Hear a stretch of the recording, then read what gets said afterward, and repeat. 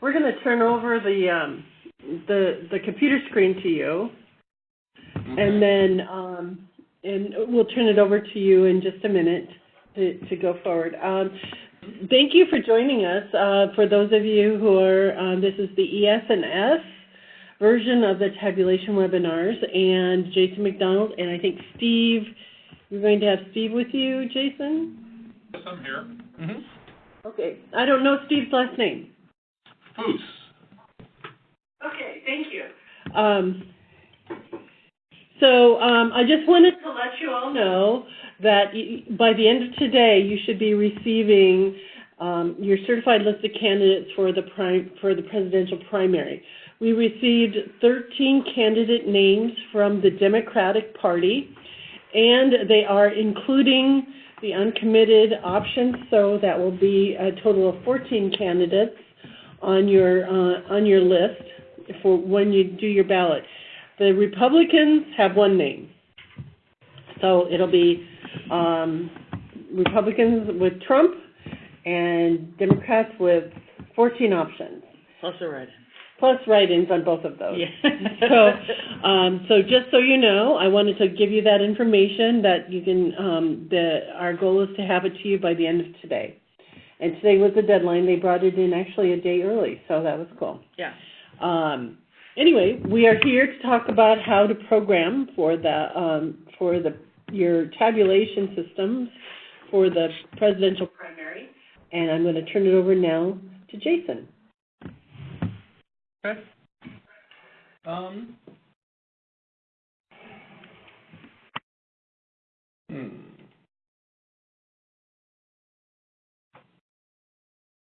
Hey, Cheryl. I'm sorry, before Jason starts, does this mean the Republicans have no? Is the Republicans not having the uncommitted? They are not having the uncommitted option.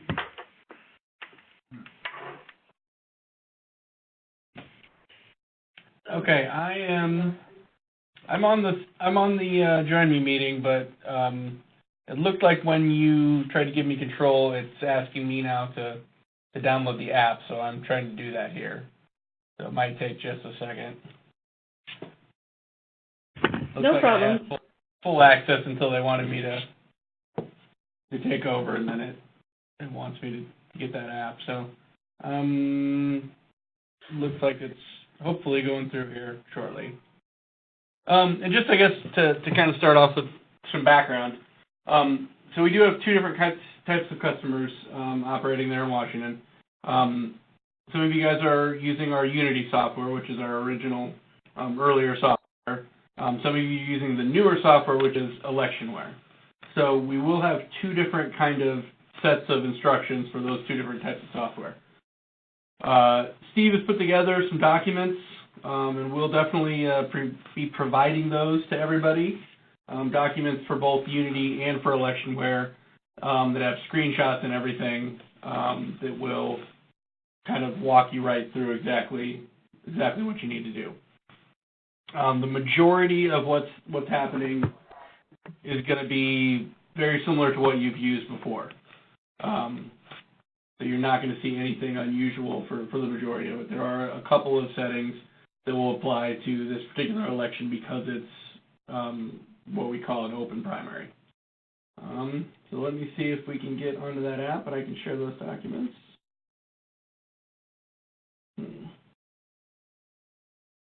Yep. Okay. Okay, so it looks like, is everyone seeing my screen now? Maybe. You see it. Oh, yes. We got it? Okay, let me close all this here. Jason, I just wanted to say, I don't think Wahkiakum County uses Unity. I think that they have an older machine, but I don't think they use Unity. I don't know if that makes a difference or not. Yes, they do. Okay. Yeah, I believe, they are on Unity as well. Okay. My mistake. No problem. I have the list here. Where is that?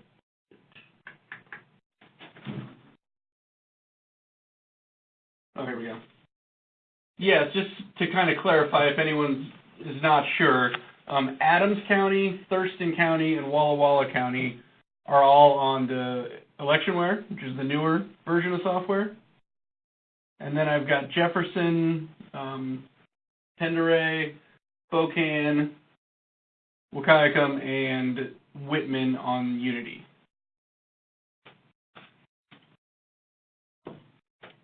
Okay, so let me go ahead and open up our documents here, see if you see that now. Does everyone have this little box here with 4 folders? Did anyone see that on their screen? Yes. Okay, perfect. Okay, so I'll go ahead and we'll start with the Unity stuff since that's the kind of original version of the software. And I'll go right into, basically we'll have our EDM settings and then our HPM settings. I believe the majority of we do a couple of them here. So for you folks that we do the coding here, the actual details of those settings aren't quite as important because we'll be handling that. That would be for Ponderay and Wahkiakum and Whitman.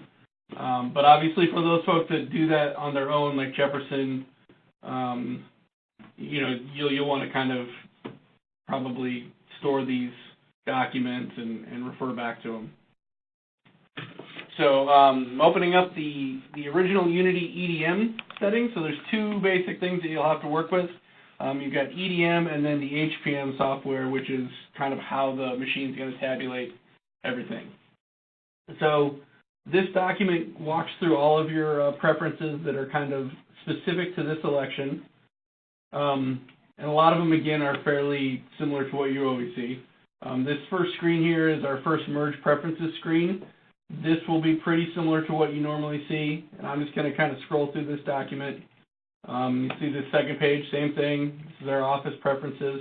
Shouldn't be anything out of the ordinary here. If I could point out one thing, we do have the write-in box checked since we are using write-ins in the election. This is how that gets enabled. Mm-hmm. So then on to the next one. Here's our office preferences too. Nothing unusual here. You'll see candidate preferences. You shouldn't see anything unusual here. We normally use this candidate position internally and then assign positions for each candidate to determine the candidate order. If some folks use, alphabetizing or some other system, that's fine, but we always do it by candidate position. And now here's this next screen here, which is page 5. This is going to be kind of the big one. This is where you'll see something a little bit different. When we get into our elections preferences, you'll see here the election type is open primary, so this is the only time that you kind of use that selection. And then you'll see we have to make sure that we've got this top box checked, the ISC for BTS. And then down below, we will use the value of 1. You don't want to use this party device code, which we'll sometimes use in other elections. You want to go ahead and manually set that to 1 because there is just the 1 ballot type, and you don't want the system to kind of try and use a party device code and get confused as to what type code it should be using. So those are the 3 big ones here in the merge preferences screen. Does anyone have any questions on that? Okay. Go ahead and move forward here. So a couple things that we kind of pointed out here. This is a precinct, just an example of how you would set up a precinct. And we're using some data that we pulled from 2016 to kind of give you an idea of what that setup looks like. And we use this additional text here. You see this 2, 3, and 4. And then we load that into our template. Steve can certainly, if you have questions about having a template, we would recommend using like the template from your 2016 election because it should have the same settings, the same data that you used for that one. If you have any questions on templates, by all means, let us know. We can help you out with that. We can probably even provide you with a sample template if you want to, try something like that. We'd like to remind everyone too that if you have any questions, that we can't answer, you can't get to us, you can always call our software support line, and they can certainly get you that information as well. So this is just a sample of kind of a precinct setup. Scroll down to the next page. This is our party setup. So this should be pretty standard for everybody. The order and the device code as well. Next page. This is just a sample of what the contest should look like. So since there's only really the one contest here, this should be what you see, or two contests, sorry, the Dem and Rep, but this should be what you'll see on yours as well. So this is kind of a sample of how to set things up. Steve pointed out that we do use this internally, this additional text, 1 and 2, for the office information, and that's how we set up that President of the United States. And this is what will display on the paper ballot as well. This will display on the paper ballot, and you'll see up here on this top screen, this is what will display on like your reports, is this Democratic presidential candidates. Okay, and then he's shown us the reps as well. That'll be set up the same as the Democratic contest. Any questions? Any questions on that? That is the basic setup in EDM for Unity. Now EDM is the portion of the system that is where we enter all our data for the election. So really that's all there is to it. There's nothing else unusual about this election other than that open primary setting and a couple of the little nuances involving how the office is entered in there.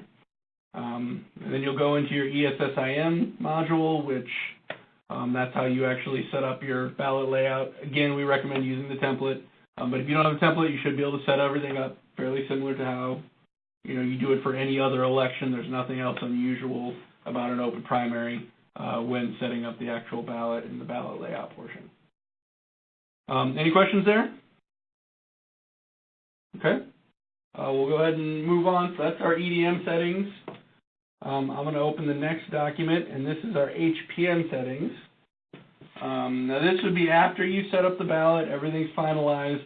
This is how we set up our tabulation for Election Day. So this is how you would set up either the 650, DS850, or yeah, that's all you guys have as far as equipment.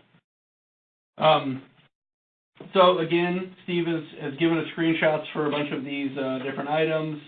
This is our initial jurisdiction page, nothing unusual there.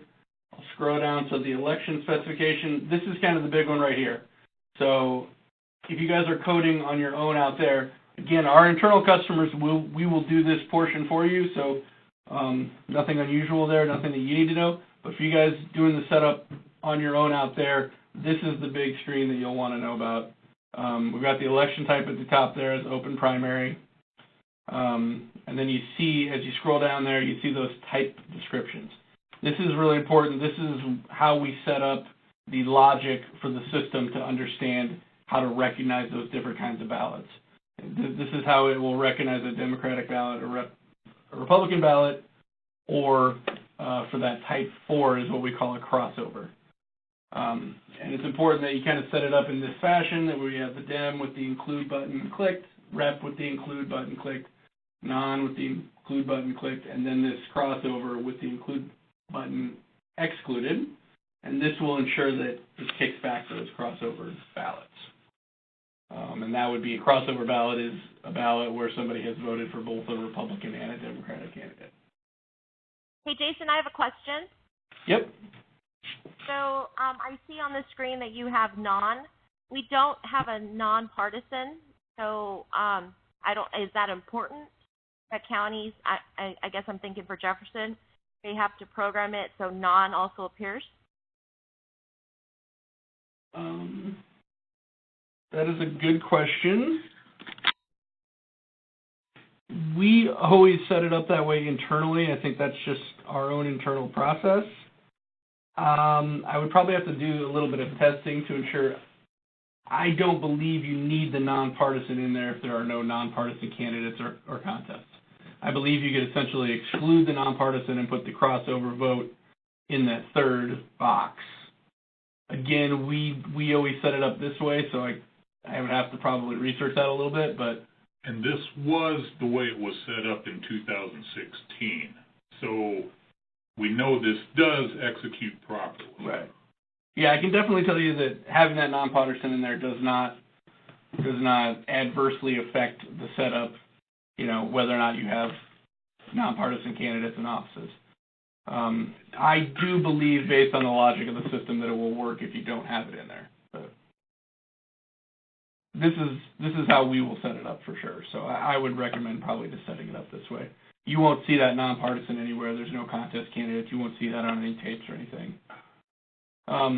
That's a good question, and I can kind of look into that a little bit further. Anything else?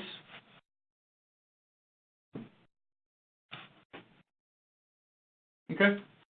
So moving to the rest of it, that's the big one. Let's see our scanner options. These are pretty standard. Again, there's nothing unusual about this election in any of these settings. Scroll down to our polling places. Normally, since you guys are central count, you have either a 650 or an 850, so you would generally set up the one polling place that included all precincts, and we do recommend clicking on this Include All Precincts box. That's not specific to this particular presidential primary, but that's pretty standard setting for all of our elections when you're using a central count. And you will only see this if you have if you are using a DS850 in the Unity system. If you're using the M650, this will not be an issue. That just kind of happens automatically. Right. Yep. This is specific to the 850. Yep. Okay, and scrolling down, we've got political parties. Again, we use the nonpartisan. It's sort of our system default party, so we always put it in there, even though obviously there's no nonpartisan content in this particular election. We put it in there. It certainly is not harmful. And then we have this crossover party as well, and that's how we generate that crossover logic. And these should all be pulled into HPM when you bring in the IFC files. Mm-hmm. This is just to verify that it came in correctly. Right. Okay, so that's your parties. This is what your contest page will look like. We always have the statistical counters. Ballots cast crossover is obviously how we get the crossover votes to be tabular, or we get a count for those, and make sure that your counts are accurate. And again, this should import with your IFC file. You will have created the ballot cast counters over an EDM before you generate from there. And that should be pretty similar, again, to how other elections work. There's nothing new here for the presidential primary. But if if you have any questions, definitely reach out to us or reach out to software support. Okay, and then contesting candidates. This is what your candidate screen will ultimately look like. You'll have the two different contest screens for Democrat and for Republican. There's an example from 2016 of one of each. So yours will look exactly like this with updated candidates. And then here's how your ballot style will look, or each of your ballot styles. And I put a note up at the top saying that the precincts counted total counter is not shown because I thought it was more important to show both the Democrat and Republican contests on this screen.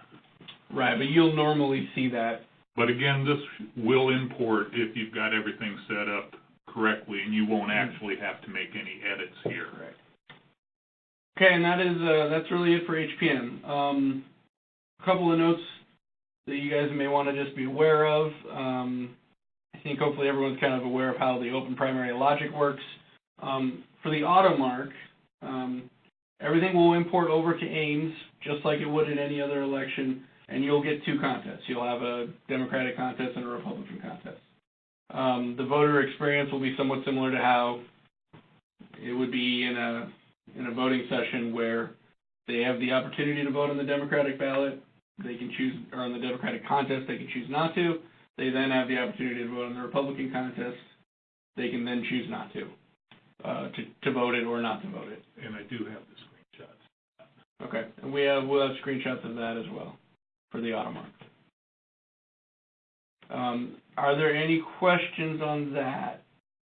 I'll pull up the AutoMark screenshots real quick. And so this document does sort of explain how that's going to look. You'll get your first screen, and then it's going to go to the Democratic contest. And then as you move through, if you choose not to vote that, it'll give you the undervote, saying, you've chosen not to vote this contest, and then it'll take you to the Republican. So unfortunately for the AutoMark, we don't have the logic built in for open primary to work kind of the same as it will with the newer software. So it will give them the opportunity to vote on each of those contests. They could vote on both of them, and then essentially what they will do is that would create a crossover vote, just like they would if they were voting on a paper ballot and they chose to mark both the rep and Dem contests. And the way the AutoMark screens are set up was from the guidance we received back in 2016. So this language, like on the voting instructions, mentioning the return envelope, and then down in the Democratic and Republican contest, kind of explains how the voter will navigate. Right, so these screenshots you can utilize for that as well, to kind of, when you're setting that up, to certainly that language there is the language that we received from 2016. Are there any questions on any of the stuff we've covered then? Anything? Okay, excellent. Other than that, I mean, the logic for Unity is going to kind of work like open primary logic. I think you guys have hopefully seen that, and if not, again, if you have any further questions, definitely reach out to us. It is pretty standard. There were a couple things that we went through, but other than that stuff, the rest of the system and the rest of the functionality is going to be the same as you see in any other election. I do think I'm going to add a screenshot to these before we send them out to go over setting up the statistical counters with the ballots cast by party, because that's a little bit different than you're used to, so I'll include that as well. Yeah, we can definitely put that into the document. Okay, so if there's no more questions on Unity, we can move forward to the ElectionWare customers. And just to review there, we've got the 3 customers, so that would be Walla Walla, Thurston, and Adams, who are all using ElectionWare software. So and I know you folks are... Okay. I know you folks are doing your own setup, so this will definitely be in the realm where you guys, where we won't be doing this setup for you, where you guys will be working with that. Again, we'll go through some of the basics and try to get you some of those details. If anything comes up, though, definitely get in touch with our software support guys.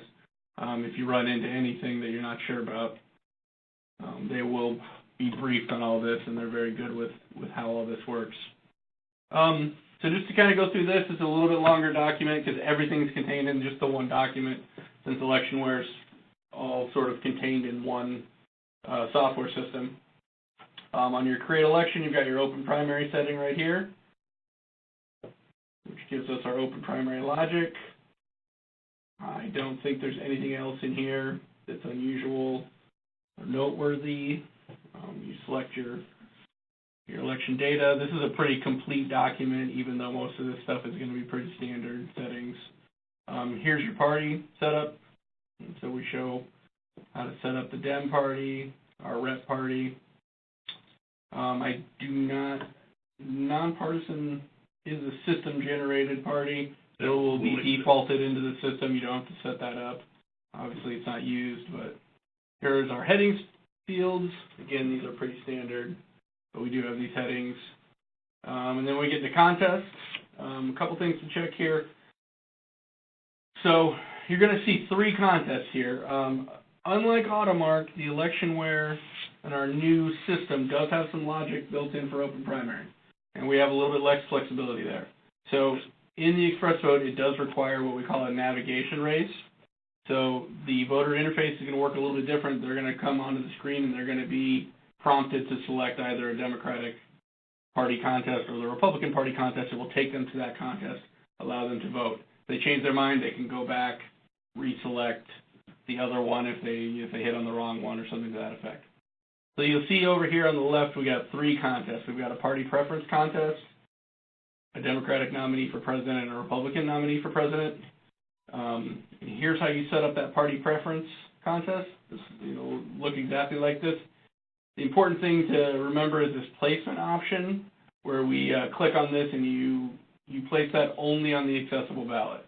That will ensure that it shows up only on express vote and doesn't, it's not trying to place something onto the actual paper ballot having to do with that navigation race. The navigation race is just an internal system that allows that express vote to work with open primary logic. Any questions there? This might be a little bit new, I think, for some of you guys. No questions? Okay. Jason, this is Cheryl. So are you saying that that the voter would select a party and then only that party's contest would be offered to that voter? Correct. Okay. They'll get an initial screen that says, do you want to vote on the Democratic Party contest or the Republican Party contest? They'll select one and then they'll be taken to that contest, right? Okay. And then they will not to the other contest. So my understanding of this particular system, and correct me if I'm wrong, is that they can choose to either print out a voted ballot or they can record the vote within the AVU. Is that correct? I don't believe we have any customers that we do have some systems that allow that, but we don't have any customers that allow for the vote to be recorded within the system. All of our systems are kicking out that piece of paper with the voted response on it.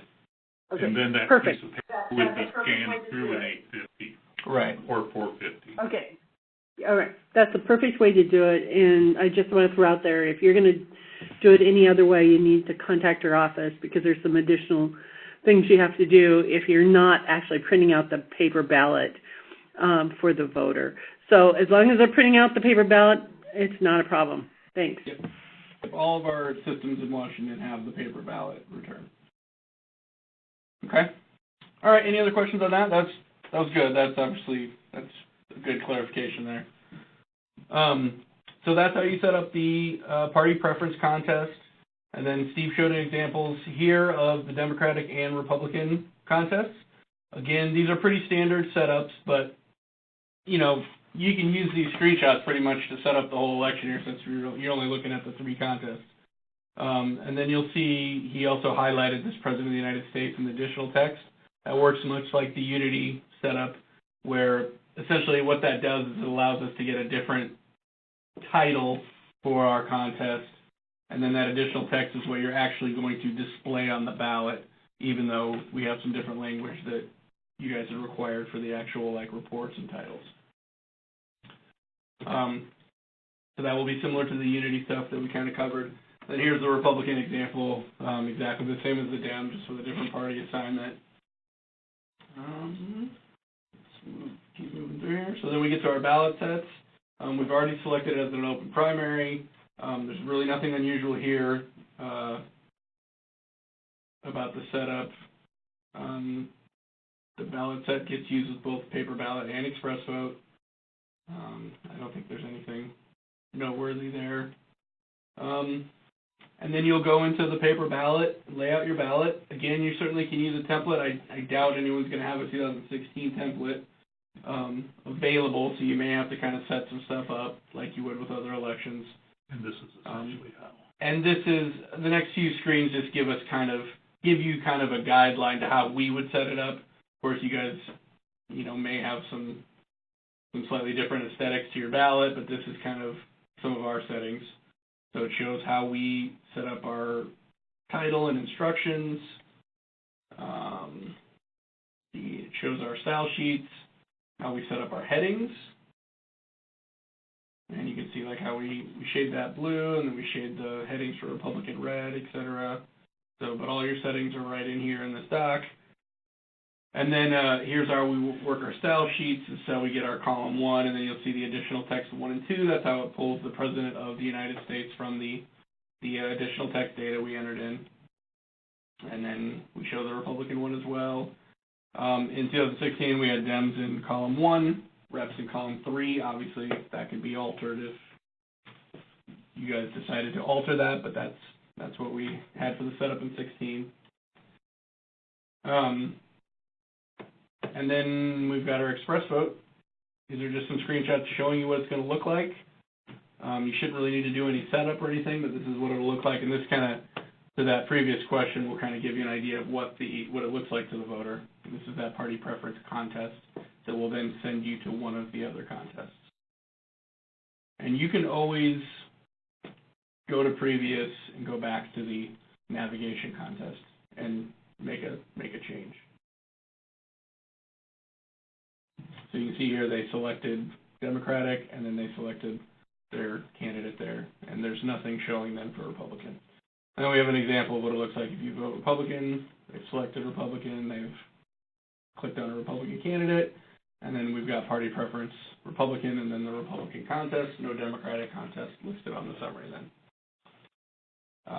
Then on the actual express vote ballot that gets printed, the party preference contest will not be listed on it since it's not really germane to tabulation. It'll just show either the Republican or Democratic selections based on what the voter filled in or selected. So that is a little bit different. I don't think a lot of you guys have probably seen that in action yet in an open primary. So that is going to be a slightly different voter interface kind of than the AutoMark had. But are there any questions on that, on how that works and the logic there? Okay. That's all we got, I think. Obviously, we'll open it up if anyone's got questions.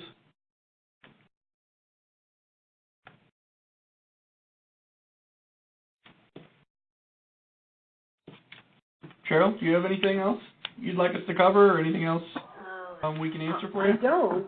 I don't. I think, yeah. I mean, most of this is beyond over my head anyway, so. Right. Unless there's something that someone else there Check the needs chat to box. have a question. Let's check the chat box. The only chat question I have is, when will the documents be sent out? Steve, I think he mentioned he'll put in that additional screenshot. That should take. We should be able to get it out today, later this afternoon. And then we have a question about the uncommitted. So the question was, is there no uncommitted option for the Republican Party? And the answer is no. There is no uncommitted option for Republican Party. Just the one name, and that's it. So you might get questions about that. Why does the Democratic Party have uncommitted, but the Republican doesn't? Yeah, but we kind of saw that coming. Yeah. Hey, Cheryl, this is Thurston. Yeah? We do want to offer our services and our support to counties that are programming. We just finished our programming and we've done our testing. And we are ready to go for the presidential primary. I say that on my staff. I say that on my staff looking at me sideways. But we're working to know it works. We know our programming works, and so if counties need help or support, they can reach out to us. Great. That's great. Everyone heard that, I'm sure. Yes, Tilly, we'll be reaching out to you, Adams County. Thank you. And I'll remind everyone, our software are always available, but I certainly would not discourage Thurston's, kindness. So, by all means.